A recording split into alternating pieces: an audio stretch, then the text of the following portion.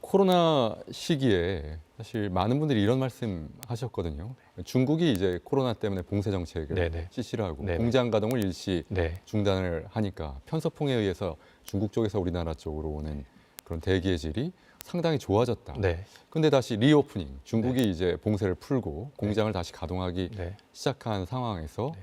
지금 최근에 미세먼지, 초미세먼지 문제가 많이 발생을 하고 있어요. 네네. 반드시 어떤 인과관계가 어떻게 확실히 규명이 될 수가 있겠다 이런 그 생각보다는 좀 상당히 그래도 네. 좀 추론 가능한 이게 리오프닝의 영향 때문에 지금 미세먼지가 늘어나지 않아 이렇게 보이는 면이 있는데 어떻게 보십니까? 네.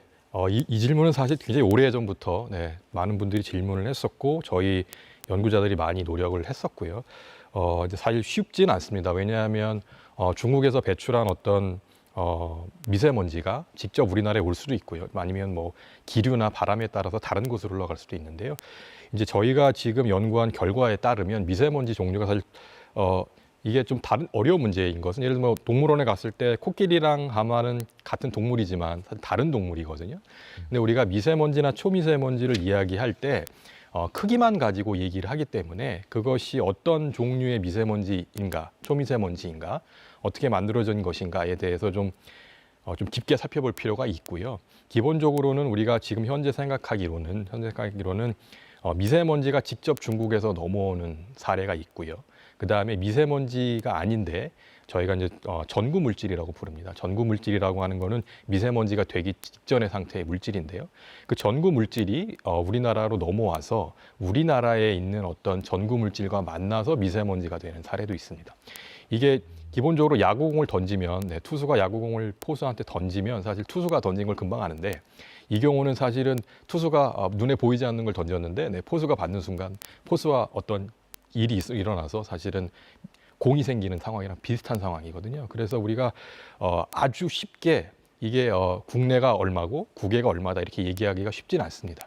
그렇지만 이제 최근의 연구 결과에 따르면 대략 미세먼지 농도가 높은 고농도 사례인 경우에 50에서 한 60% 정도가 중국에서 또는 국외에서 기여한 것이다 라고 우리가 생각을 하고 있습니다. 따라서 말씀하신 대로 지적하신 대로 중국이 어떤 산업 활동을 개시하면 우리나라의 또 그 기상 조건과 잘 맞물리면 우리나라의 미세먼지가 올라갈 수 있는 상황은 생길 수 있고요. 이런 문제는 이제 계속해서 다양한 방법을 통해서 해결 방법을 찾아야지 않을까 이렇게 생각하고 있습니다. 미세먼지와 지금 그 기온의 상관관계는 좀 어떻게 볼 수 있을까요? 지금 봄이고 날씨가 따뜻해지기 때문에 좀 더 심각해지는 거 아니냐 이런 우려도 좀 있거든요. 네, 그래서 아까 말씀드린 것처럼 저희가 이 부분에 대해서 많이 알고 있지는 않은데요.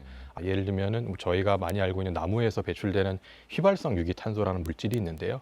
이런 물질 같은 경우는 다른 물질과 반응을 해서 미세먼지나 오존 농도를 올릴 수가 있고요.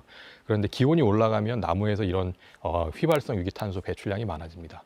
따라서 정확하게 우리가 이해하고는 있지 못하지만 온도가 올라갔을 때 동일한 배출량이라고 한다면 미세먼지나 오존 농도가 올라갈 것이라고 많은 사람들이 추측을 하고 있고 이런 부분에 대해서 굉장히 열심히 연구를 하고 있는 것으로 알고 있습니다.